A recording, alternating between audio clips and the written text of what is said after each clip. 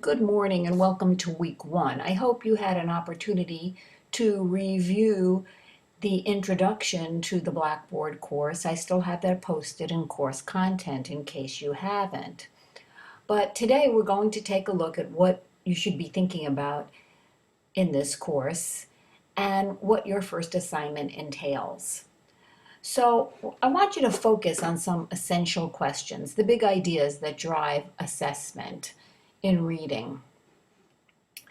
And you need to think about these as we move through the course. And I'm sure some of you have many ideas on this already, being that you are teaching in the schools. So what is fair and what is unfair when it comes to educational measurement and tracking student progress? Often we have little control over this because we need to align our assessments with state standards, and we need to be able to explain test data to parents in language they can understand. What kinds of student performance data are most useful to us when we do our planning during the course of the school year, and what other assessments do we deal with that we have no control over? So, of course, we want to be able to interpret the assessments that we are faced with, but we also need to be able to have measurable objectives and goals. You're going to become acquainted with this in detail as you read through chapters 1, 2, and 3 in the Oosterhoff book. This week, I'm going to ask you to use your reading to address two discussion activities. Most weeks you only have to address one, but in this first week, I want everybody to think about this. Students more likely avoid being observed when they have not achieved the skill being assessed. As a result, informal assessments usually overestimate the achievement of students.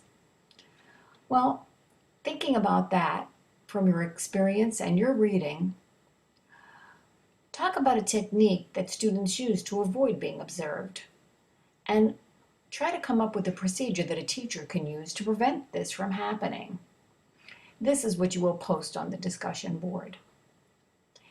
The second item I want you to think about is the 4 frames of reference for interpreting student performance. Again, this is what you are reading about in your text. But those 4 frames are ability, growth, norm, and criterion referenced. We need to have a good understanding of these. So for each frame, I want you to describe an instance that you used, where you used that reference to interpret students' performance. Your description can be concise. Post that response to the discussion board. Remember, even if you haven't had the opportunity to use these yet, then talk about them as you understand them. Your first assignment in week 1 is an online journal article. Now, you can look in the assignment area for more information so that you can see the rubric, and you can also go, you can click here to go to the online library at NOVA to find your article. So you're looking for one professional article that references the topic, that addresses the topic of reading assessment. Now, be careful, choose this article from a respected, refereed journal. Now, at the end of your syllabus, I believe there is a list of suggested journals. You only need to write a 1-page summary of the article, your reaction to the article, as well as your thoughts about the article's application to your classroom. Be sure to use APA, and I've given you several links that will assist you with APA style should you need it. Provide a detailed reaction and an analysis, and that is due next week.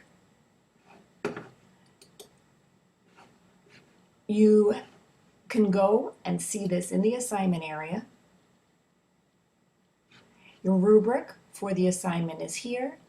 You do not need an F for this assignment, but if you want one, you are more than welcome. So take a look. If you have questions, be sure